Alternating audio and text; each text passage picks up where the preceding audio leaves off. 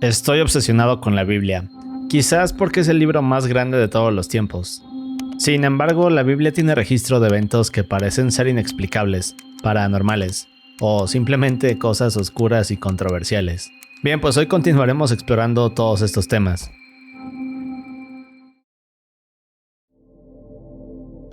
Uno de los misterios más grandes del mundo y de la Biblia es la historia del Arca de Noé. Ahora, todos conocemos de qué trata, pero una de las cosas que siempre me he preguntado es si hay alguna forma de comprobar que ésta haya existido.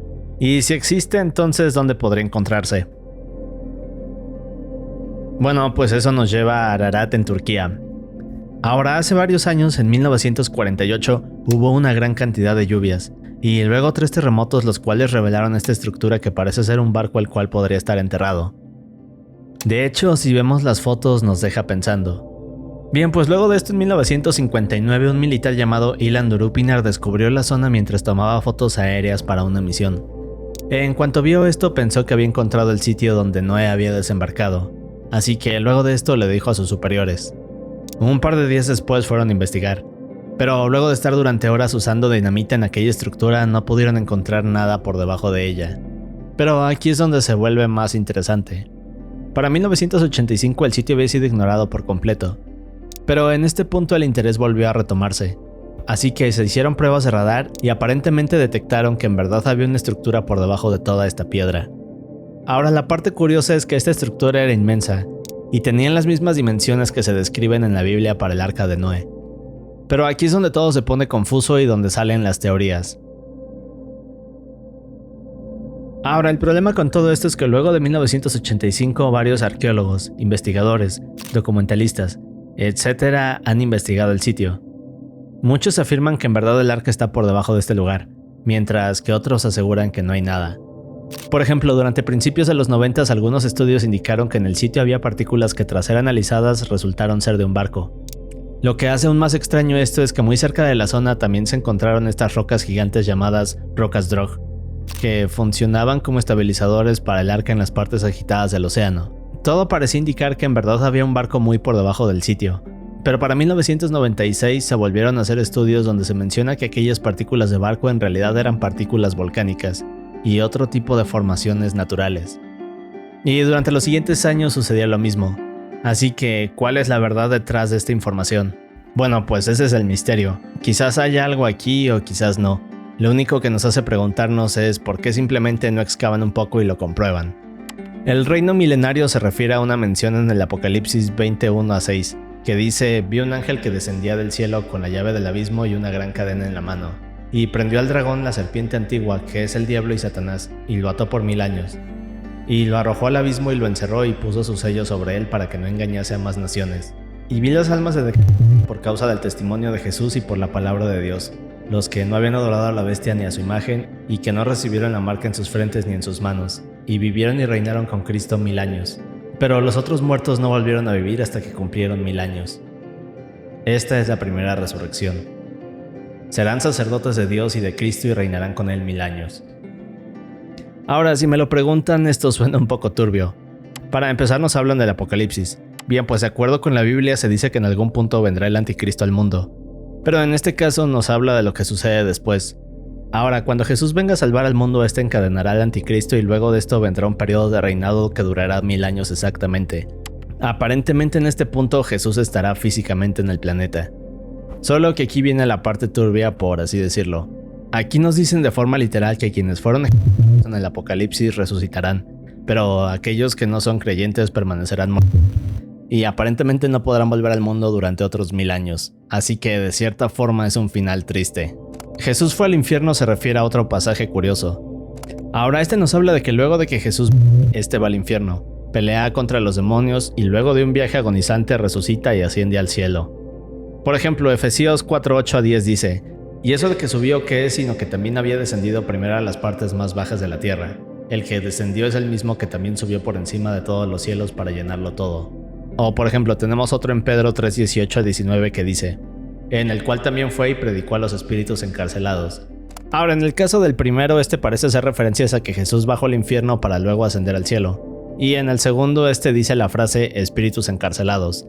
que para nosotros podría referirse a que Jesús fue al infierno para predicar ante los demonios o almas de aquellas personas condenadas a vivir aquí.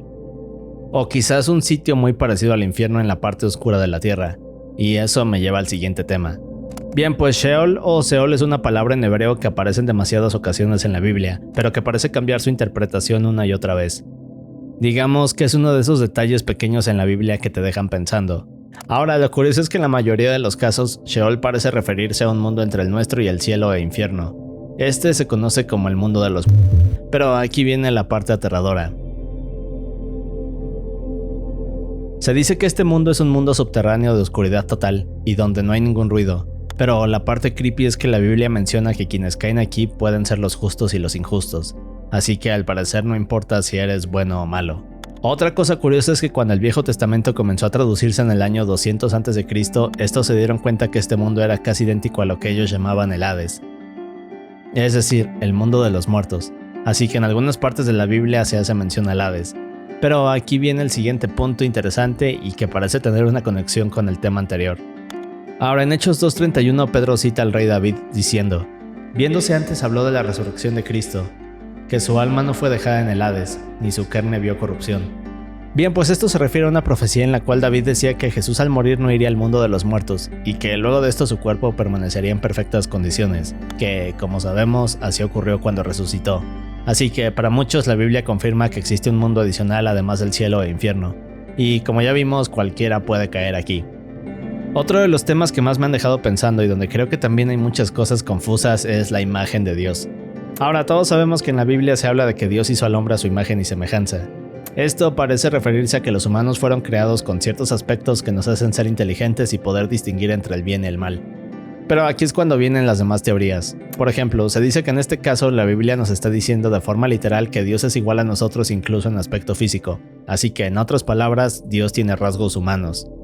Y otra teoría se refiere a que el ser humano fue creado con las mismas capacidades de Dios, pero al cometer el pecado original, este perdió esta parte, y de cierta forma nuestra misión en la vida es hallar el camino para recuperar esa divinidad. Así que, como ven, son cosas confusas y donde siempre puede ser interpretado de forma diferente. Pero avancemos hacia el nivel 2.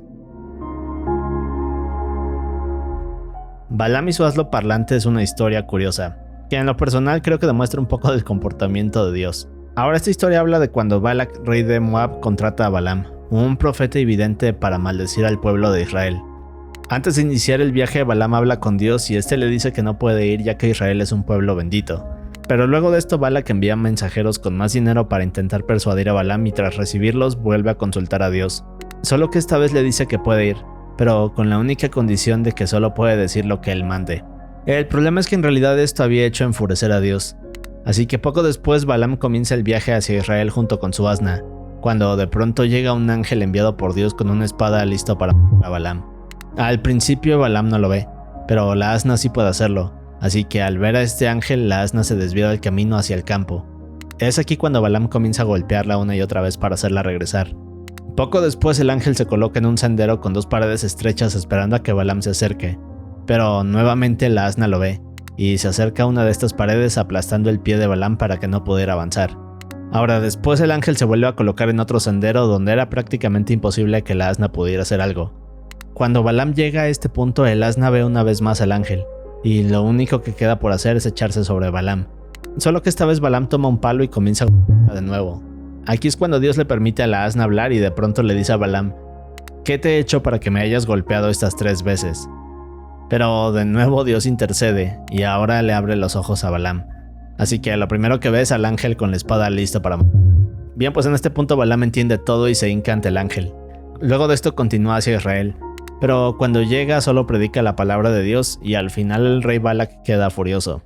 Ahora el relato es confuso porque nos dice que Dios estaba furioso con Balaam a pesar de que él mismo le había dado permiso para ir.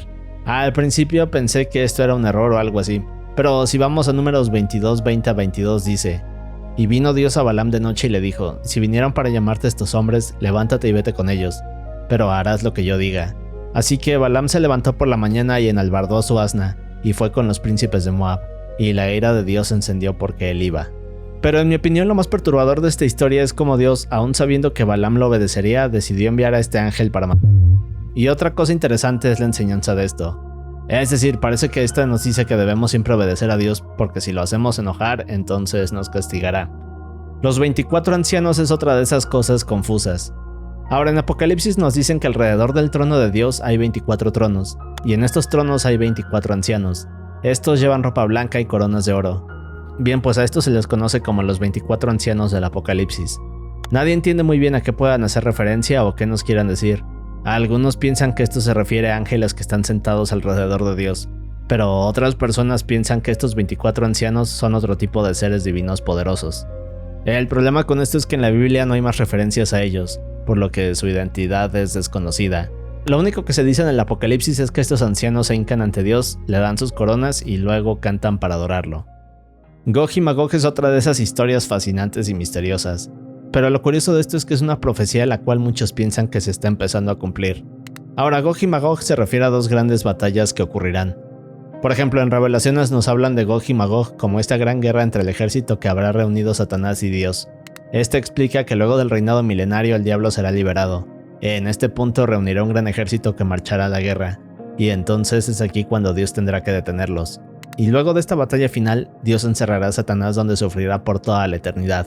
Ahora, en el libro de Ezequiel 38:2 también se menciona a Gog y Magog, pero aquí es donde se pone interesante. Se nos habla de Gog, proveniente de Magog, una nación al norte.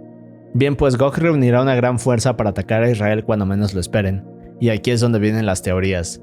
Ahora, muchos piensan que esta batalla ya ha comenzado, ya que actualmente hay varios países en conflicto alrededor de Israel. Lo interesante es que en la Biblia dice que el conflicto de Gog y Magog comenzará una vez que estas naciones del norte se unan en contra de Israel. Así que en ambos casos estas guerras serán en contra de Dios. En la primera contra Israel se dice que Dios salvará a este pueblo bendito, pero en la segunda batalla esta será a escala global, y será la última prueba antes de un nuevo mundo. Es quizás una de las predicciones más oscuras de la Biblia. El libro astronómico del libro de Enoch son esta serie de rollos hallados en el Mar Muerto. Ahora, lo curioso de este libro es que tiene gran detalle sobre los movimientos de los cuerpos celestes, las fases de la luna, describe el calendario solar y lunar, y además explica cosas sobre eventos astronómicos. La parte curiosa es que todos estos conocimientos le fueron revelados a Enoch por los ángeles cuando, de acuerdo con la Biblia, este subía al cielo.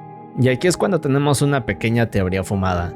Ahora, para muchos estos viajes al cielo eran en realidad viajes espaciales. Pero bien, recordemos que en el libro también se describen varios niveles del cielo y las entidades que viven en cada uno. Pero de eso ya hablamos en la parte 1 de este iceberg. Sea como sea, todas estas entidades del cielo fueron las que le dieron el conocimiento a Enoch. Y eso me lleva al siguiente tema. El árbol de la vida se refiere a la descripción de este. Ahora, en algún punto Enoch tiene otro de estos viajes donde es llevado al Edén. Una vez aquí observa todos estos árboles, pero de pronto se da cuenta que hay uno que resalta entre los demás. Este tenía un aroma peculiar y forma diferente al resto. En el libro de Enoch se describe a este árbol como un ser divino y celestial, que crece en la parte central del paraíso. De acuerdo con Enoch, este árbol tiene una altura inimaginable, y se extiende hasta llegar al trono de Dios. A pesar de ser un ser divino, Enoch lo describe como frondoso y lleno de ramas que tienen frutos curativos. Ahora, estos frutos también pueden dar vitalidad, conocimientos y tienen sabores que jamás se han probado. Pero aquí viene otra curiosidad. Se dice que este árbol es el mismo del que comieron el fruto prohibido a Adán y Eva, pero lo importante es que luego de hacer esto Dios puso a los querubines para que los resguardaran. Y no sé si lo recuerden, pero en la parte 1 del iceberg hablamos de la forma real de los ángeles, y los querubines tienen este aspecto creepy con 4 cabezas de animales. Así que pensar en un árbol inmenso da megalofobia, pero luego ver a varias de estas entidades volando alrededor creo que también nos produciría algo de inquietud. Abraham Isaac se refiere a otra historia oscura y perturbadora que nos habla de... Bueno, veamos. En el Antiguo Testamento, en Génesis 22:1-19, Dios llama a Abraham y le ordena llevar a su hijo Isaac al monte Moria y ofrecerlo como sacrificio. Ahora, Isaac era el hijo milagro de Abraham y Sara, ya que lo habían tenido en su vejez. Solo que esta orden parece contradictoria, ya que Dios había prometido que a través de Isaac Abraham tendría una descendencia numerosa. Así que, ¿por qué le pediría tal cosa? Bueno, aquí es donde se pone más extraño. Bien, pues sin oponerse a Dios, Abraham se levanta temprano al siguiente día, prepara a su hijo y a 2 sirvientes, luego todo lo necesario para el sacrificio. Poco más tarde salen de viaje al lugar indicado por Dios, y luego de 3 días Abraham ve el lugar a lo lejos. Aquí es cuando deja a los sirvientes atrás y sube con Isaac al monte, pero aquí es cuando se pone oscuro. Ahora, mientras suben, Isaac nota que falta algo y le pregunta a su padre dónde está el cordero para el sacrificio. Pero Abraham le responde: Dios proveerá el cordero para el sacrificio. Y creo que esa respuesta es bastante siniestra. Pero bien, Al llegar al lugar señalado, Abraham construye un altar, coloca leña. Aquí comienza a atar a Isaac y lo pone sobre el altar. Poco después toma un cuchillo y justo cuando está a punto de hacer lo que le dijo Dios, un ángel lo detiene. Este ángel le dice a Abraham que no lastime a su hijo, ya que ha demostrado su fe. Así que en ese momento Abraham ve a un carnero atrapado en un matorral, el cual sacrifica en lugar de su hijo. Y bien, aquí es cuando viene la parte confusa. Ahora, si investigamos bien esta historia, jamás explica si este ángel actuó por sí solo, o si Dios lo envió para evitar el sacrificio. Hay quienes piensan que el ángel se interpuso entre Abraham y la orden de Dios, mientras que otras personas piensan que Dios le ordenó comunicarle su voluntad a Abraham. Lo único que sabemos es que esta es una historia cruel. Lo interesante es que en ciertas partes de la Biblia parece que Dios hace cosas que podrían considerarse controversiales. Y de hecho en los siguientes niveles veremos más ejemplos de esto. Pero otra historia similar es la siguiente. Dios ofrece a Job es otra historia la cual podríamos considerar controversial. En Job 1.7 nos cuentan que un día Satanás se presentó ante Dios y de cierta forma este comienza a presumirle a Satanás cómo Job lo obedecía por temor. De hecho en la Biblia Dios le dice a Satanás: ¿te has fijado en mi siervo Job? Es el mejor hombre en toda la tierra, es un hombre intachable y de absoluta integridad, tiene temor de Dios y se mantiene apartado del mal. Bien, pues en este punto Dios va más allá y reta a Satanás diciéndole que puede probarlo y hacerle lo que quiera, excepto daño físico, porque Job no hará nada. Ahora, Job era un hombre muy rico y lo tenía todo, de hecho tenía miles de animales que le daban toda esta riqueza, pero aquí es cuando Satanás llega y hace que todos sus animales mueran. Luego de esto va con cada uno de los hijos de Job, los cuales eran 10, y uno a uno los... Más tarde va hacia Job y hace que se enferme sin matarlo. Así que en apenas un par de horas Job lo había perdido todo. Ahora, luego de todo esto, Job se mantiene con fe, y Dios le vuelve a dar todo lo que perdió. Todo el relato es cruel, es decir, de cierta forma parece que Dios no solo quiere presumirle esto a Satanás, sino que además le dice que puede experimentar con Job y torturarlo de las formas que quiera. Como dije, parece ser un relato controversial. La ley de Dios se refiere a Deuteronomio 25:11-12, donde nos dicen algo terrible y curioso. Ahora aquí nos dicen, si dos hombres pelean entre sí y la esposa de uno se acerca para rescatar a su marido del que lo golpea, y extiende su mano y agarra al otro hombre por sus partes íntimas, deberás cortarle la mano, no tendrás piedad de ella.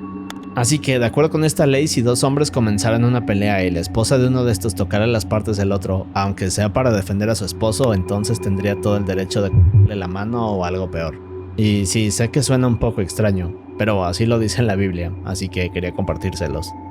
Jesús negaba a María se refiere a un momento en el que Jesús parece rechazar o por lo menos restarle importancia al papel de su madre, la Virgen María. Por ejemplo, en Mateo 12:46-50 nos dicen: mientras Jesús hablaba a la multitud, su madre y sus hermanos estaban afuera y pedían hablar con él. Alguien le dijo: Jesús, tu madre y tus hermanos están parados afuera y desean hablar contigo. Jesús preguntó: ¿quién es mi madre? ¿Quiénes son mis hermanos? Luego señaló a sus discípulos y dijo: miren, estos son mi madre y mis hermanos, pues todo el que hace la voluntad de mi Padre que está en el cielo es mi hermano, y mi hermana, y mi madre. Y esto nos deja pensando. Es decir, de cierta forma Jesús no quiso ir con su familia en este momento, pero aquí hay una pequeña observación y pequeña teoría de muchos.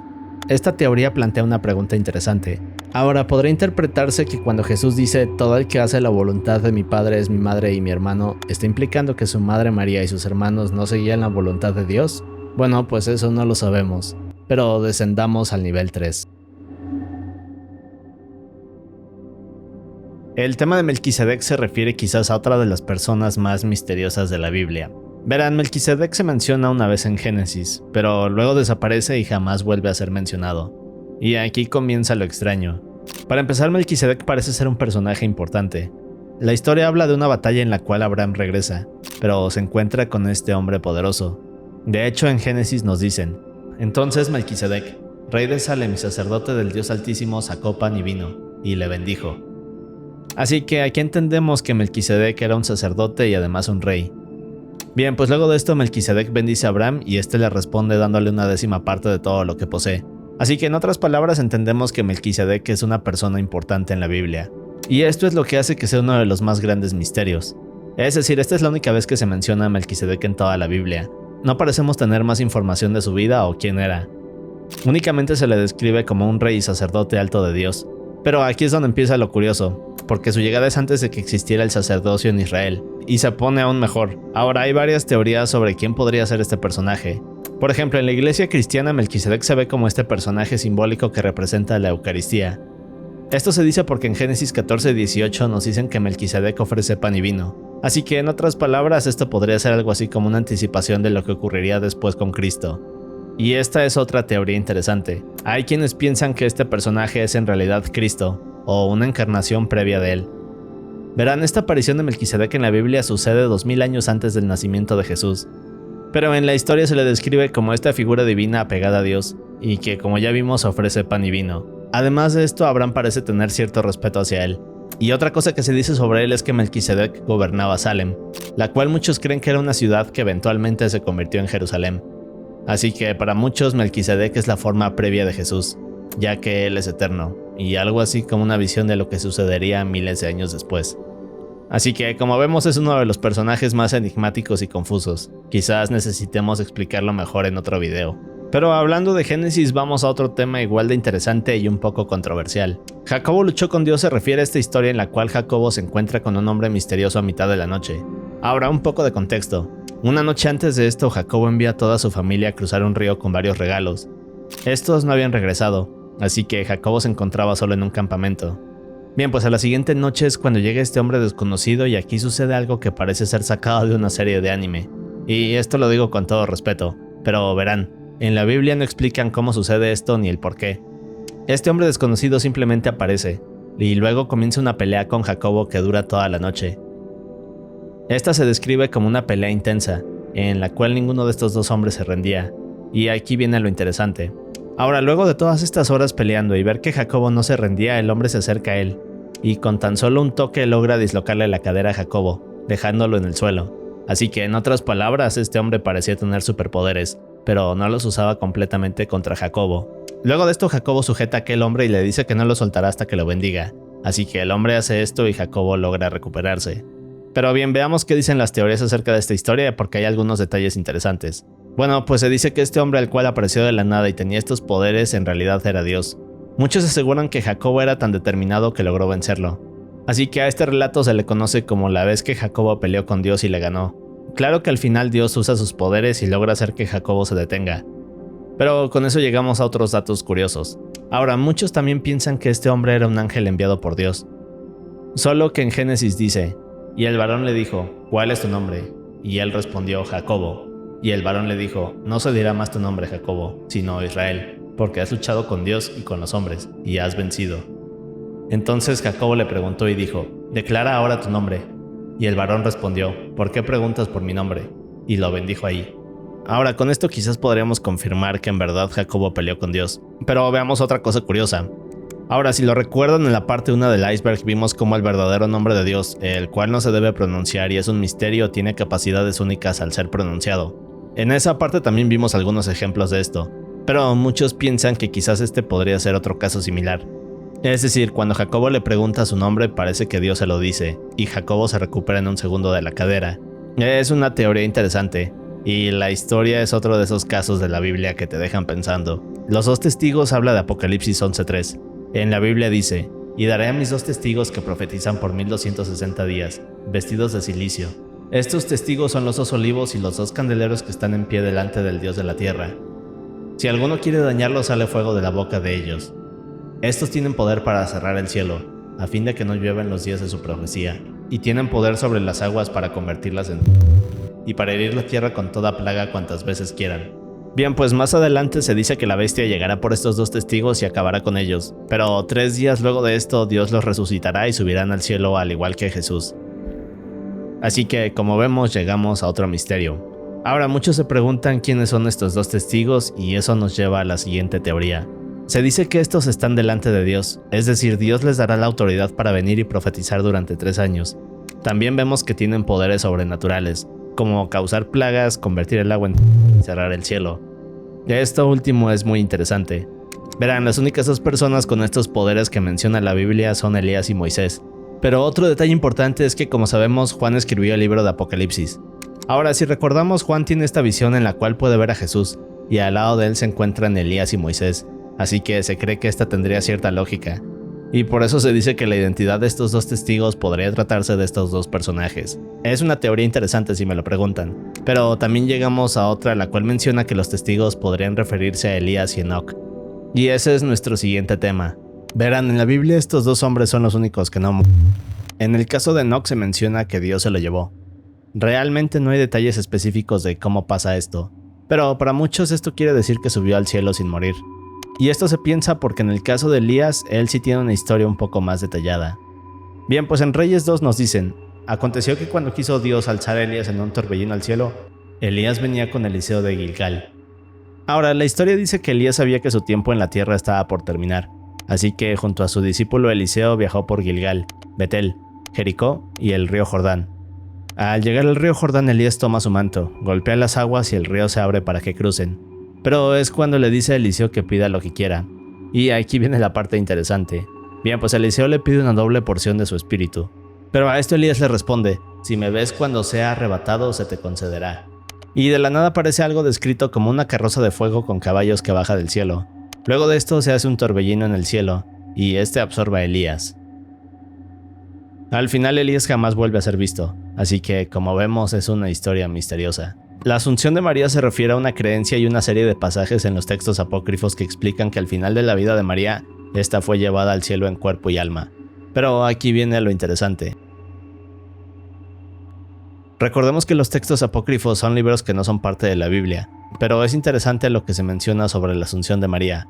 Por ejemplo, el libro de Juan Teólogo explica que varios años después, cuando María fallece, los apóstoles están rodeándola, y de pronto ven cómo Jesús baja del cielo para llevársela mientras su cuerpo es glorificado. Otro texto explica que el cuerpo de María no vio corrupción y fue elevado al cielo. Lo curioso es que a pesar de que estos textos no son considerados partes de la Biblia, muchos creen que en verdad sucedió esto. Y de hecho en 1950 el Papa Pío proclamó la asunción de María como dogma, es decir, algo innegable. Y en sí el final de la vida de María es un misterio, pero eso nos lleva al siguiente tema. La aparición de María en Apocalipsis 12 se refiere a otra serie de pasajes que dicen algo muy curioso. Apareció en el cielo una gran señal, una mujer vestida de sol con la luna debajo de sus pies, y sobre su cabeza una corona de 12 estrellas. Este pasaje narra cómo esta mujer celestial aparecerá, solo que poco después vendrá el dragón de 7 cabezas e iniciará el fin. Ahora, este tema es confuso. Algunos explican que esta mujer podría ser otro ser divino, mientras que otros dicen que esto solo es una interpretación, y que esta mujer representa la religión. Es una parte confusa de la Biblia. Otra historia la cual pienso que es de las más perturbadoras y siniestras de la Biblia es la de Eliseo y los osos. Bien, ya vimos que Eliseo era discípulo de Elías antes de que éste fuera llevado al cielo en un torbellino. Recordemos que cuando esto sucede, Eliseo adquiere la doble porción del espíritu de su maestro. Si vamos a Reyes 2:23 tenemos esta historia la cual narra cómo Eliseo iba en camino a una ciudad, cuando de pronto un grupo de jóvenes aparece frente a él, y comienzan a burlarse diciéndole: sube viejo calvo, y vete de aquí viejo calvo. Ahora este grupo de chicos no solo estaba burlándose del aspecto de Eliseo, sino también de que cuando su maestro Elías subió al cielo, Dios dejó a Eliseo. Pero en palabras simples, estos chicos le estaban dando a entender que no era digno como su maestro. Y aquí es donde viene la parte turbia. Es en este punto cuando Eliseo se voltea hacia ellos, los mira y luego los maldice en el nombre de Dios. Luego de esto aparecen 2 osos, y estos atacan el grupo de chicos, a 42 de ellos. La parte oscura, por así decirlo, es que se dice que estos chicos tendrían entre 12 y 15 años. Y este es otro de los ejemplos acerca del comportamiento de Dios. En esa época burlarse de un profeta era como burlarse de Dios, así que cuando estos chicos se burlan de Eliseo, Dios manda a estos 2 osos para acabar con ellos sin piedad. Algunos dicen que esto es justicia divina, pero hay quienes piensan que esto fue un castigo cruel. Jonás en el gran pez es otra historia fascinante. Verán, en esta historia Dios ordena a Jonás que fuera a predicar a una ciudad, solo que Jonás huye en otra dirección y poco después, durante una gran tormenta, cae al mar, pero luego llega un pez gigante que se lo traga. En Jonás 1:17 dice: pero Dios tenía preparado un gran pez que tragase a Jonás, y estuvo Jonás en el vientre del pez 3 días y 3 noches. Solo que luego de estos 3 días Dios hizo que el pez arrojara de vuelta a Jonás, y aquí viene la parte interesante de la historia. Ahora en Jonás 2:2 dice: desde el Seol clamé y mi voz oíste. Y en Jonás 2:6 nos dicen: la tierra echó sus cerrojos sobre mí para siempre, mas tú sacaste mi vida de la sepultura. Así que, ¿qué significa todo esto? Bueno, pues esa es la parte que confunde a muchos. Ahora, ya vimos que Seol se refiere al lugar de los muertos.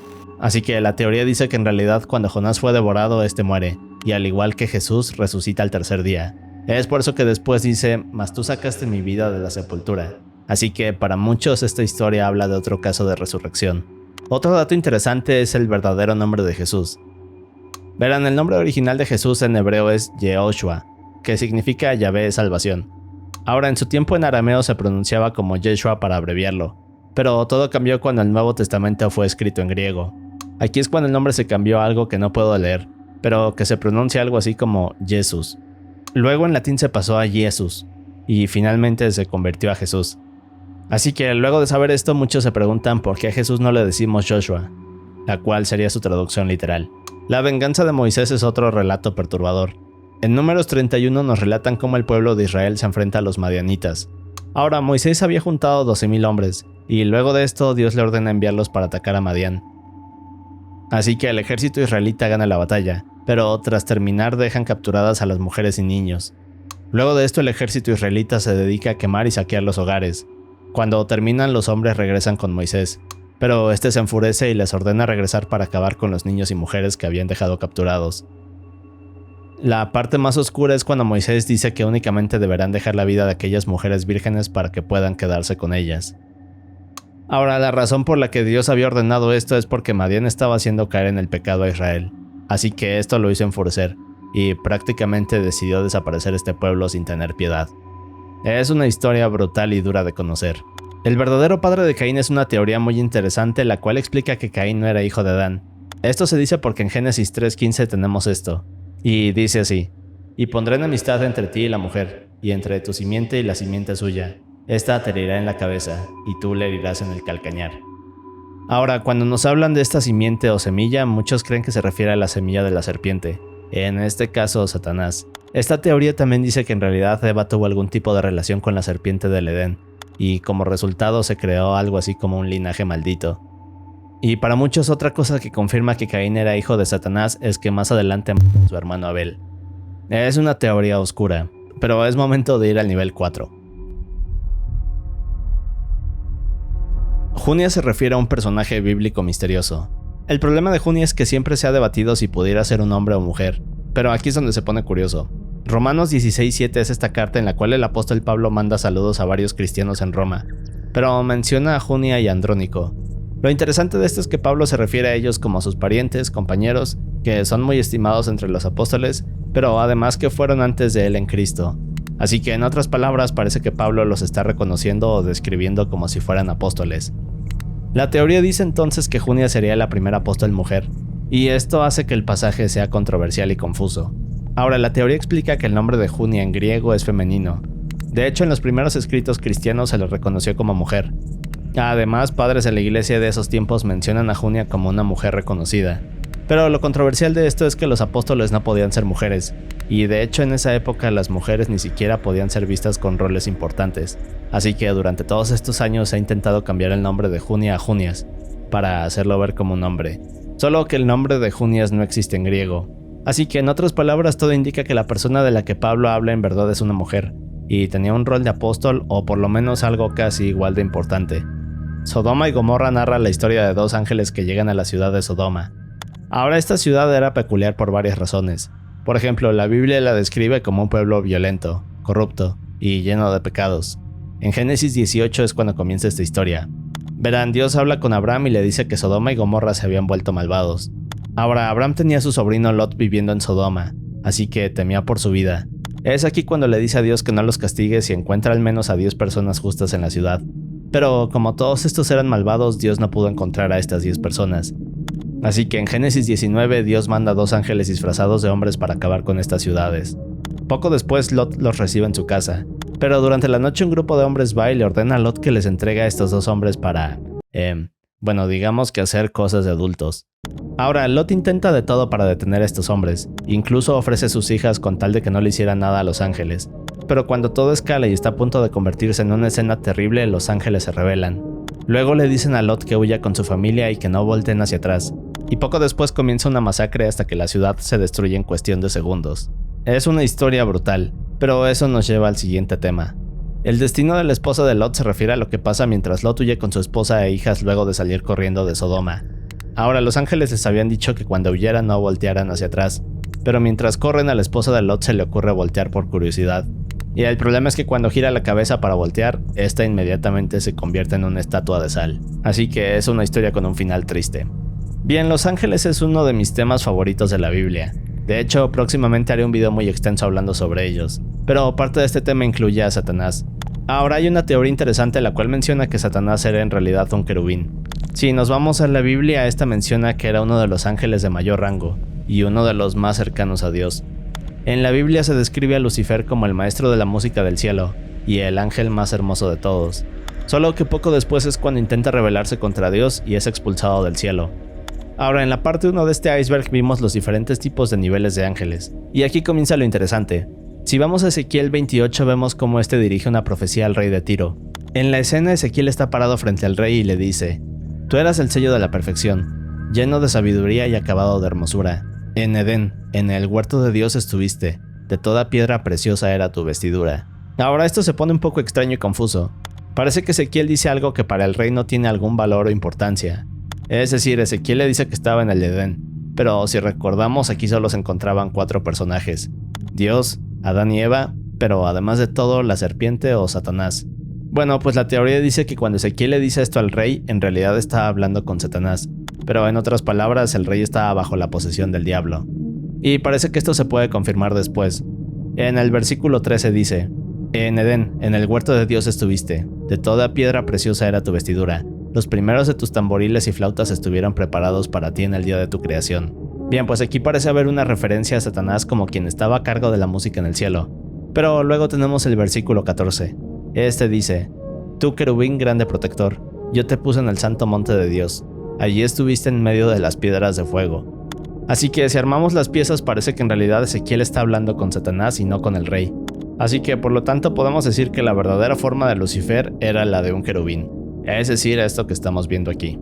Pero como dije, necesito hacer un video especial de ángeles para mostrarles algunas de las curiosidades de estos seres. La concubina de Levita es otra historia violenta y oscura. Verán, en Jueces 19 se habla de Israel como esta ciudad sin gobernantes y donde la gente hacía todo lo que quería. Ahora, un levita emprendió un viaje para recuperar a su concubina, quien la había dejado y regresado a casa de su padre.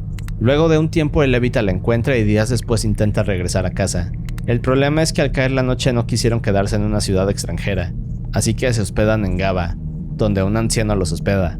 Pero cuando estaban cenando, varios hombres de la ciudad rodearon la casa, y luego tomaron por la fuerza a la concubina del levita para de ella durante toda la noche.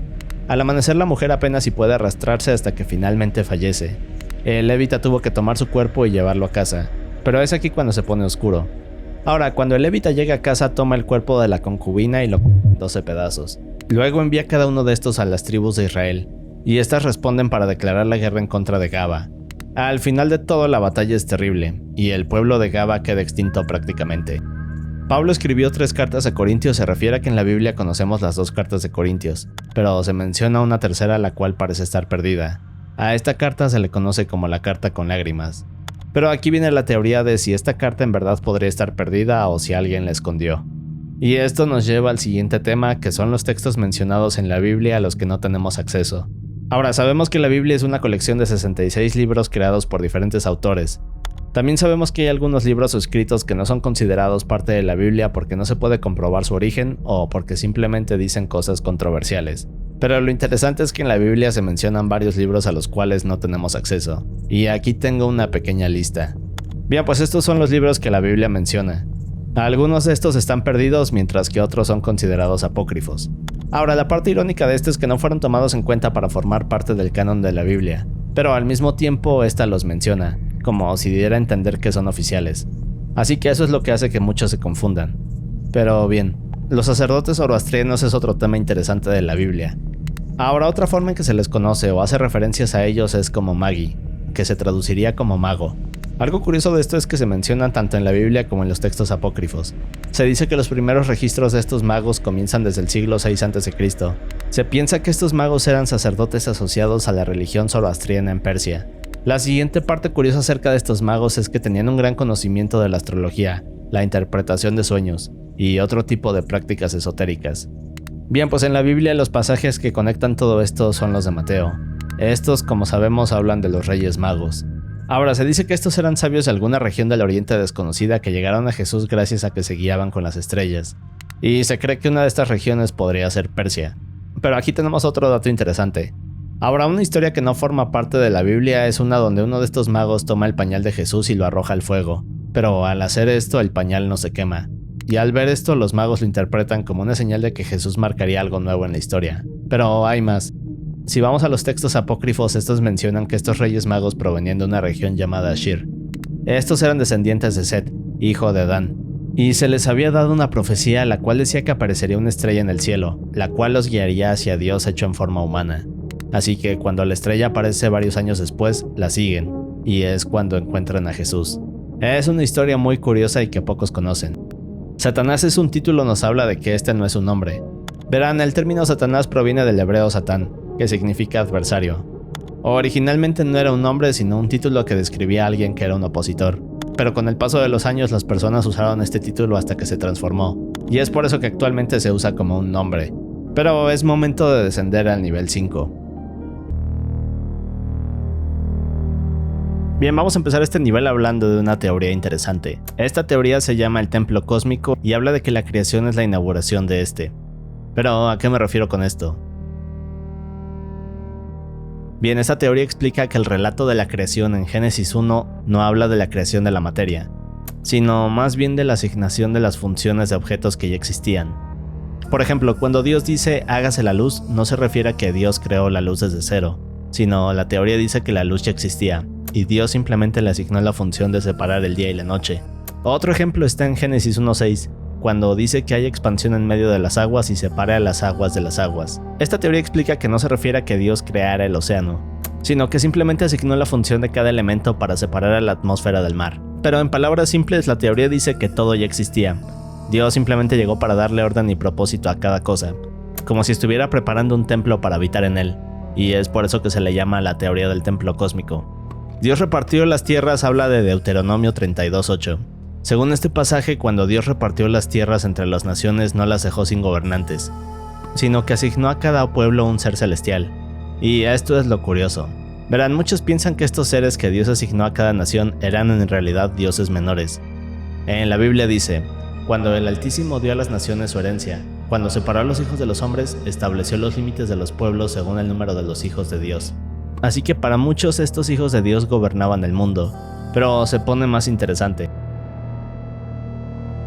Bien, pues más adelante estos seres fallan en su tarea y Dios se enfurece con ellos diciéndoles que serán juzgados. Esto ocurre en el Salmo 82. En este punto los hijos de Dios que pueden ser interpretados como dioses o ángeles habían desviado a la humanidad. Es decir que estos seres no eran imaginarios o figuras divinas que se aparecían de vez en cuando. En realidad tenían una forma física y gobernaban estas naciones asignadas. Pero aquí es donde se conecta con el libro de Enoch y los vigilantes, de los cuales ya hablamos con gran detalle en la parte 1 de este iceberg. Verán, aunque el libro de Enoch es considerado un texto apócrifo, se describe cómo estos guardianes de cada nación fueron enseñándole prácticas y secretos poderosos a los humanos. Todo siguió así hasta que Dios los desterró y podría decirse que estos ángeles, que también se les llama vigilantes, fueron algo así como el origen de los demonios. Y esta es otra de las partes interesantes de la Biblia. Es decir, de cierta forma parece que los vigilantes pasan a ser parte del canon bíblico, pero al mismo tiempo forman parte de los textos apócrifos. Y de hecho hablaré un poco más de esto en unos minutos. Hablar en lenguas o el don de lenguas es mencionado en varios pasajes del Nuevo Testamento. Se refiere a este como una habilidad sobrenatural dada por el Espíritu Santo. Ahora esto suena un poco aterrador, pero se refiere a que prácticamente cualquier persona en el mundo puede en algún momento comenzar a hablar en un idioma que no conoce. Por ejemplo, en Hechos 2:1 nos dicen, y fueron todos llenos del Espíritu Santo y comenzaron a hablar en otras lenguas, según el Espíritu les daba que hablasen. Pero hay más. En Corintios 14:2 nos dicen, porque el que habla en lengua no habla a los hombres, sino a Dios, pues nadie le entiende, aunque por el Espíritu habla misterios. Ahora ya sé que todas estas cosas suenan confusas, pero estos pasajes parecen referirse a un tipo de lenguas incomprensibles que no parecen ser idiomas humanos conocidos. En Corintios Pablo nos dice que este don y estas lenguas solo deben de ser usados con precaución y con orden con el fin de ayudar a la iglesia. Así que para muchos esta parece una revelación fascinante, es decir, la Biblia está confirmando que efectivamente existen lenguajes no humanos, que parecen ser usados para comunicarse con seres divinos, y estas lenguas sobrenaturales al mismo tiempo tienen la capacidad de realizar algo así como magia. Y eso nos lleva al siguiente tema.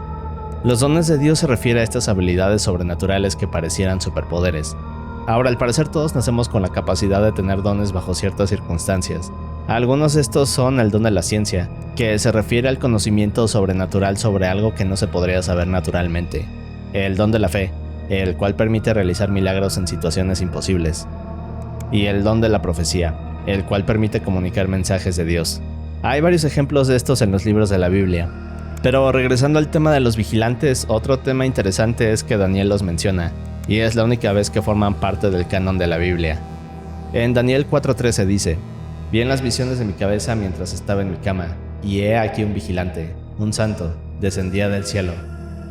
Más adelante nos dicen: la sentencia es por decreto de los vigilantes, y por dicho de los santos la resolución, para que conozcan los vivientes que el Altísimo gobierna el reino de los hombres.